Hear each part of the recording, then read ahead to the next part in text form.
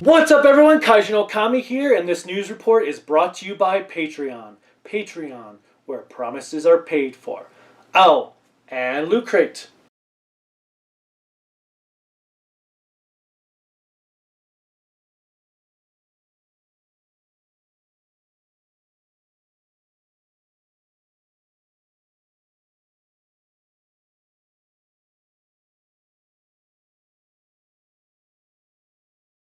Yeah, apparently Loot Crate's still going for the moment, so I'm going to keep promoting them since they're still technically sponsoring me. With that said, I'm sure you're looking at this table and see my Power Rangers Lightning Collection figures here. They're pretty damn awesome. They were well worth the wait. Way better than Bandai's Legacy Collection. And, well, obviously only two of them have had figure arts, but I actually kind of like these Hasbro ones better than the figure arts. Now, that's not to say they're not full of flaws, because the weapon paint apps kind of suck. I actually currently have the figure arts Sabo or Byakko Shinken in here, as opposed to Hasbro's version, since their version was kind of lackluster. And funny enough, the figure arts version is actually the exact same size as Hasbro, so it works perfectly well. I've got Putty or Golem, Goldar or Grifferzor, Psycho Blue, Psycho Red or Neji Blue, Neji Red, Neji Red, Terra Ranger, Pink Ranger, Lost Galaxy Red or Ginga Red, Bull Black, Magna Defender, and then the Spirit version of Green Ranger from Power Rangers Dino Thunder, which you can tell because he has the silver on the helmet, or I guess he also could be the Green Ranger from Power Rangers Super Mega Force. He also has the Dragon Dagger holster on the wrong side and the wrong color. Hopefully you can see that. They're all pretty awesome for the most part. I mean, they do have some issues. Like, I actually like this Pink Ranger better than the figure arts one, though the figure arts one, well, they both have their positive and negatives. She has better articulation. I love the wrinkles in the costumes Hasbro's doing. Like, having the wrinkles there is pretty awesome. On the other hand, this one cannot hold her arrows for shit, especially the regular arrow. And, well, the body pink is a different shade from the arms pink. But what's funny is the figure arts version, I have 4 different shades of pink on just one arm. Grifferzor Goldar is just freaking amazing, and if I move him, he's going to fall over. Come on, stand up. I haven't had too much problem with them actually falling down. It's just these ones. Now, I also did have Psycho Blue here. Came with his left knee joint unpegged, which was annoying. The Putty's got some alternate arms, which is cool. Grifferzor, he's got wings. I actually like the way he looks without the wings. The wings are cool and all, but I think because in Zyuranger he rarely uses the wings, I'm so used to seeing him without the wings that this look seems to be better to me. But if you see him, he's pretty awesome. I love the effects. But yeah, they're overall just pretty awesome figures all around.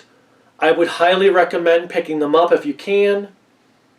I do hope Hasbro does like an accessory pack at some point. Maybe actually include the Ranger stick for the Mighty Morphin Zyuranger line, so you don't have to have the gun in the holster. You can have the stick version. Granted, the stick version from the figure arts will fit in there, which is cool, but I'd rather, if I could help it, not constantly switch weapons between figure arts and the Hasbro line. But you know what, if I have to, I have to. Either way, just if I decide to sell like figure arts off, I have to kind of like give those weapons with them. I'm really impressed with the Galaxy Ginga Red one here. The face sculpts are hit or miss.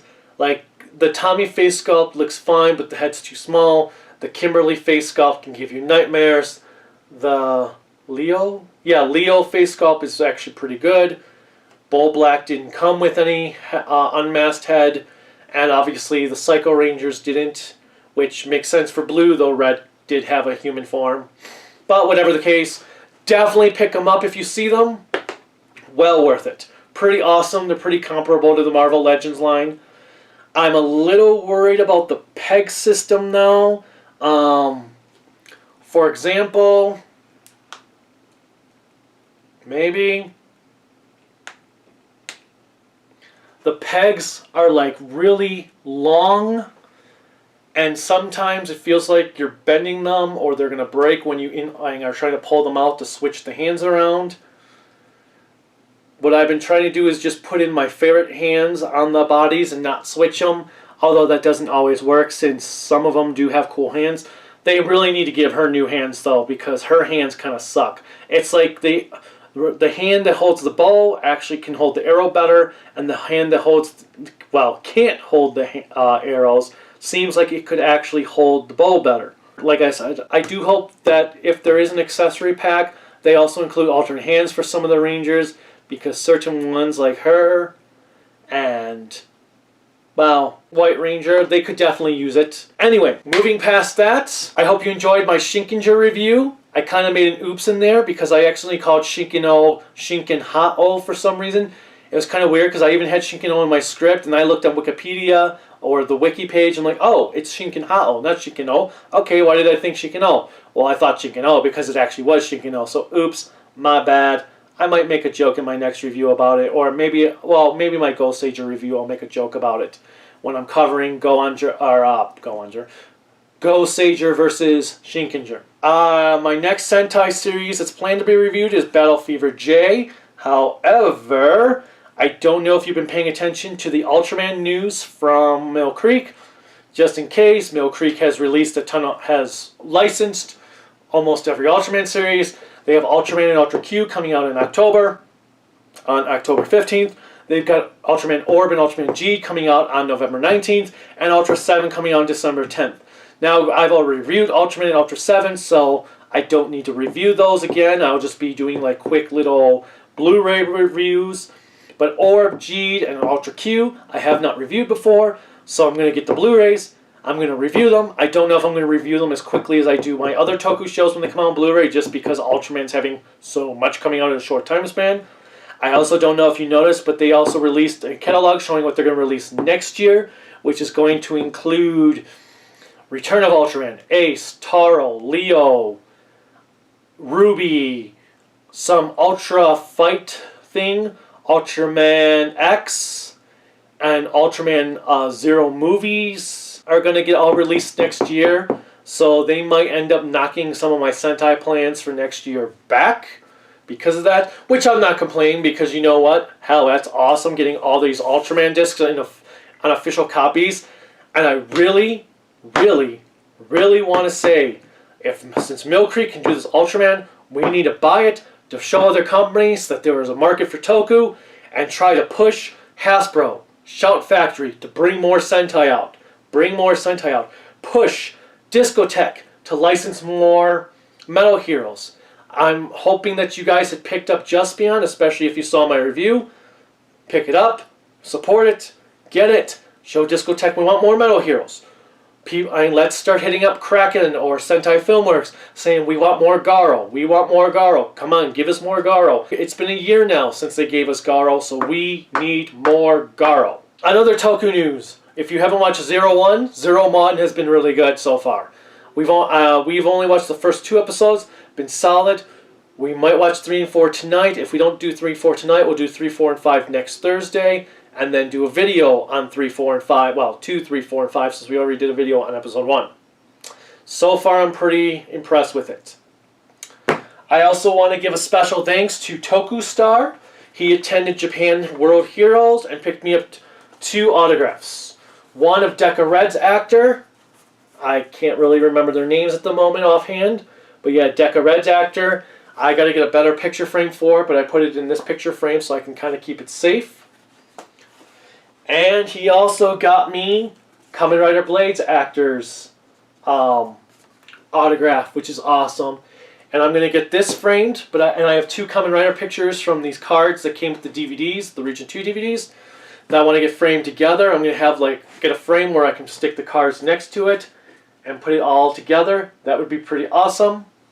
So Toku Star, Justin, I think it is. Thank you so much. I really appreciate that. That was awesome. And I hope you got some good pictures from yourself with them. Also, NDK was a month ago. I hope you saw my NDK footage. I hope you loved it. We did a review of NDK. Kurilica wrote an article on the blog about it. If you didn't see the article, you can find it at creativitybydesignllc.com on the blog page. Also, come, join the forums. Let's get some discussions going. All kinds of stuff. Make up your own topics. Interact in the topics already there. So creativitybydesignllc.com. I just upgraded the website because I had to renew it. So come on, come over so I can make that website worth it. And click on the links on Rightstuf and stuff and order things so I get credit. A whole 1% of credit, but hey, you know what? 1% is better than no percent, right? Right? I don't know. Also coming out in October, on October 31st, is both a Batman Beyond Blu-ray box set and the Godzilla Criterion box set. If you did not know about the Criterion box set, look it up. It's awesome. It's got all kinds of cool stuff. Some people are upset because it doesn't include the English dubs to every movie. That's just the nature of the beast. The main important thing is it includes the Japanese versions, especially for King Kong vs. Godzilla. Coming out October 31st. Must buy it. Finally, on the subject of October, Halloween month. In fact, I just finished recording my reviews for 3 videos. Well, 2 reviews, 1 top 10 for next month. My top 10 Twilight Zone episodes, because if you've been following my quickie reviews, I've been watching that. And then my reviews for Halloween H2O and Resurrection. Yep, I figured knocking out all the original Halloween movies this year so that the only thing I have left to review, which will be next year, is the 2018 movie. And then the Twilight Zone top 10 is going to be enjoyable. Well, to me anyway. I made it, so it better be enjoyable in my eyes. Whether or not you guys like it, I don't know. Some of you might be like, how come you picked that episode? I don't like that you picked that episode. Why didn't you put that one in there? And fair, although there are 156 episodes, so there was a lot to choose from, a lot to weed through. I had a list of 25 episodes, like my top 25, and started going through like, okay, what order do I want to do? So I'm watching the episodes again, like, okay, that one's definitely in the top 10. That one's going to be an honorable mention. That one, I love this episode, but sorry, you're not going to make the cut. Like The Hitchhiker and Game of Pool, they did not make the cut. Spoilers. Oops. Of course, if I didn't want to do that on purpose, I could have easily have just edited that out of this video because it's not like this video is live. But yes, Halloween H2O, Resurrection, and Twilight Zone Top 10, with the hope that my fourth my fourth video for the month will be Ultra Q. I just have to hope that it ships on time, it arrives on time, so I can watch it all in like 2-3 days so I can get the review moving. Lastly, if you live in Portland, Oregon, Corellica and I are planning to attend KomoriCon in, Portland, in the Portland Convention Center, I think it is. It's November 15th, 16th, 17th, or 14th, 15th, 16th, 14th, 15th, and 16th, I think is what it is. All 3 of our panels were approved, which is, if you've watched the videos, you've already know them. We submitted the Corellica's Anime Villains panel. I submitted my Noboru Sugimura panel and my Sailor Moon panel? Oh my god, I don't remember. Yes, Sailor Moon Crisis on 3 Kingdoms. On 3 Dark Kingdoms. So yes, I submitted those. All 3 got approved. I don't know the exact times they're going to be at yet. As soon as I get the approval for what times they're going to be and get the okay to announce what times they're going to be, I will do so. We are going to be attending press, so we'll be hopefully doing some interviews with some of the voice actors and stuff. That should be a lot of fun, even though right now it's trying to figure out how we can even afford to go to this convention. Because Portland's kind of too far to drive to, so we need to fly, but we don't have the money to fly, so we might have to drive. Hotel's kind of expensive, so we might kind of have to scramble money to get the hotel. So if you want to give me money, Patreon. Ha ha ha ha. Or there's something else. I heard there's something else now, like a tip type service I have to look into that might work, so people don't have to sign up for something like Patreon. But whatever the case may be, if you're going to KomoriCon in Portland and you see us, come say hi. I always love to meet my fans, and pretty much because you guys are the reasons this channel keeps going on and on and on. I mean, I could just continue doing this channel if I had no viewers or whatever, but that would be kind of boring. And I probably wouldn't be motivated to get through every Sentai series through Lupin Ranger by 2025 if I didn't have viewers. That is pretty much all I have for this news report. So, buy the Power Rangers Lightning Collection if you're a fan of Sentai. Highly recommended. Cool figures despite their little quality control flaws. Hope you enjoyed Shinkenger. Hope you enjoy my reviews for Halloween month. Click like, click subscribe, click the bell notification, click whatever else YouTube now has you clicking on in order to get my videos popular. And until next time, bye.